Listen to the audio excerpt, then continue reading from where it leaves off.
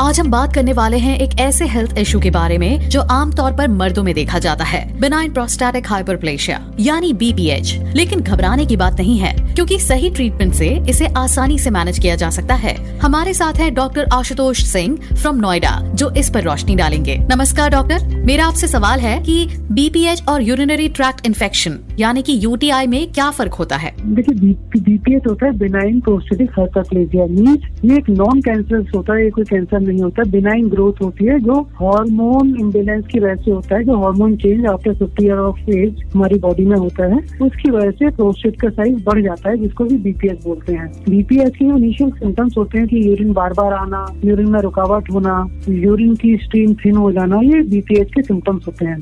But जो UTI होता है, यूरिन ट्रैक इन्फेक्शन, यूरिन के अंदर जब इन्फेक्शन हो जाता है उसकी वजह से यूरिन में जलन होता है, फीवर आ सकता है, यूरिन के लिए बहुत सीवियर अर्जेंसी फील हो सकता है, पेट में दर्द हो सकता है, उसको यूरिन ट्रैक इन्फेक्शन बोलते हैं। मेरा आपसे सवाल है कि क्या BPH का सिर्फ एक ही ट्रीटमेंट ऑप्शन सर्जरी है? पहले समझना होगा BPH होता क्या है। BPH ओल्ड एज में, usually after 50 year of age, जो प्रोस्टेट ग्लैंड होता है जो हमारे पेशाब की थैली के बेस पे लोकेटेड होता है, वो एनलार्ज होता है और ऑब्स्ट्रक्शन करता है यूरिन में। 80% पेशेंट हम मेडिसिन से ही ट्रीट कर सकते हैं। केवल 20% पेशेंट होते हैं जो मेडिसिन लेने के बाद भी उनको यूरिनरी प्रॉब्लम्स कंटिन्यू रहता है, इसको हम बोलते हैं फेल्ड मेडिकल मैनेजमेंट। जिनको मेडिकल ट्रीटमेंट देने के बाद भी इम्प्रूवमेंट नहीं होता, उनको फिर हम सर्जरी ऑफर करते हैं। डॉक्टर 80% केसेस को हम मेडिसिन द्वारा ही ट्रीट कर सकते हैं। मेरा आपसे सवाल है कि डॉक्टर, क्या ज्यादा पानी पीना प्रोस्टेट हेल्थ के लिए फायदेमंद है? देखिए, ड्रिंकिंग लॉट ऑफ वाटर, अगर लिक्विड ज्यादा लेंगे तो ऑब्वियसली अल्टीमेटली वो हमारी यूरिन पैसेज से ही निकलेगा, तो उससे यूरिन का फ्रीक्वेंसी बढ़ेगा या फिर हमें स्टोन फॉर्मेशन की पॉसिबिलिटी कम हो जाती है। तो इसलिए प्रोस्टेट के पेशेंट में हम ये नहीं बोल सकते लिक्विड बहुत ज्यादा ना, उनको एक बैलेंस अमाउंट में लिक्विड लेना होता है। नाइट टाइम में एक्सेसिव लिक्विड लेना अवॉइड करें, क्योंकि नाइट में कोई भी डायबिटिक लेंगे या जैसे अल्कोहल हो गया या टी कॉफी हो गया, तो उससे नाइट की फ्रीक्वेंसी और बढ़ जाएगी, सिम्टम बढ़ने लगेंगे। मेरा आपसे सवाल है कि प्रोस्टेट के बढ़ने के इनिशियल साइंस कैसे पहचाने जा सकते हैं? आफ्टर 50 ईयर के जो पहला साइन प्रोस्टेट एनलार्जमेंट होता है, यूरिन जिसे बोलते हैं नॉक्टूरिया, मींस नाइट में यूरिन बार बार होता है। इनिशियली होता है कि नाइट में बार बार यूरिन होता है, लेटर ऑन दिन में भी फ्रीक्वेंसी बढ़ जाती है, दिन और रात दोनों टाइम में बार बार यूरिन होता है। उसका नेक्स्ट सिम्टम होता है यूरिन का फ्लो कम हो जाता है, हेजिटेंसी होता है, पेशेंट बोलते हैं मैं खड़ा रहता हूँ और यूरिन स्टार्ट होने में टाइम लगता है। यूरिन की स्ट्रीम थिन हो जाती है और यूरिन में बीच बीच में ब्लॉकेज होता है, पेशेंट को यूरिन करने के लिए प्रेशर लगाना पड़ता है। तो इसलिए फर्स्ट सिम्टम्स होता है नॉक्टूरिया, मींस नाइट में यूरिन की फ्रीक्वेंसी बढ़ना, लेटर ऑन डे टाइम में भी फ्रीक्वेंसी बढ़ती है, उसके बाद यूरिन में ऑब्स्ट्रक्शन होने लगता है। ये प्रोस्टेट के इनिशियल सिम्टम्स होते हैं। मेरा आपसे सवाल है कि क्या BPH सिर्फ 60 साल से ऊपर के मर्दों को ही होता है? देखिए, नॉर्मली जो प्रोस्टेट एनलार्जमेंट होता है वो ग्रेजुअल होता है, मीन धीरे धीरे करके एनलार्ज होता है। ऐसा नहीं होता कि एक महीने में एकदम से प्रोस्टेट बढ़ गया। नॉर्मली ये स्टार्ट हो जाता है आफ्टर 50 ईयर ऑफ एज।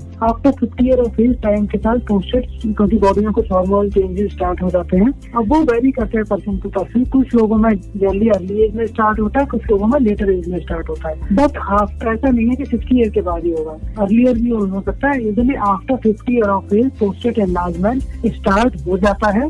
अब वो पर्सन के जेनेटिक प्रोफाइल पर भी डिपेंड करता है, कुछ पेशेंट्स में बहुत ज्यादा एनलार्जमेंट होता है, कुछ पर कम होता है। तो इसलिए जो प्रोस्टेट की हम एज मानते हैं कि जो एनलार्जमेंट स्टार्ट होता है आफ्टर 50 ऑफ एज होता है। मेरा आपसे सवाल है कि प्रोस्टेट के बढ़ने के इनिशियल साइंस कैसे पहचाने जा सकते हैं? आफ्टर 50 ईयर के जो पहला साइन प्रोस्टेट एनलार्जमेंट होता है, यूरिन जिसे बोलते हैं नॉक्टूरिया, मींस नाइट में यूरिन बार बार होता है। इनिशियली होता है कि नाइट में बार बार यूरिन होता है, लेटर ऑन दिन में भी फ्रीक्वेंसी बढ़ जाती है, दिन और रात दोनों टाइम में बार बार यूरिन होता है। उसका नेक्स्ट सिम्टम होता है यूरिन का फ्लो कम हो जाता है, हेजिटेंसी होता है, पेशेंट बोलते हैं मैं खड़ा रहता हूँ और यूरिन स्टार्ट होने में टाइम लगता है। यूरिन की स्ट्रीम थिन हो जाती है और यूरिन में बीच बीच में ब्लॉकेज होता है, पेशेंट को यूरिन करने के लिए प्रेशर लगाना पड़ता है। तो इसलिए फर्स्ट सिम्टम्स होता है नॉक्टूरिया, मींस नाइट में यूरिन की फ्रीक्वेंसी बढ़ना, लेटर ऑन डे टाइम में भी फ्रीक्वेंसी बढ़ती है, उसके बाद यूरिन में ऑब्स्ट्रक्शन होने लगता है। ये प्रोस्टेट के इनिशियल सिम्टम्स होते हैं। मेरा आपसे सवाल है कि क्या BPH का सिर्फ एक ही ट्रीटमेंट ऑप्शन सर्जरी है? पहले समझना होगा BPH होता क्या है। BPH ओल्ड एज में, usually after 50 year of age, जो प्रोस्टेट ग्लैंड होता है जो हमारे पेशाब की थैली के बेस पे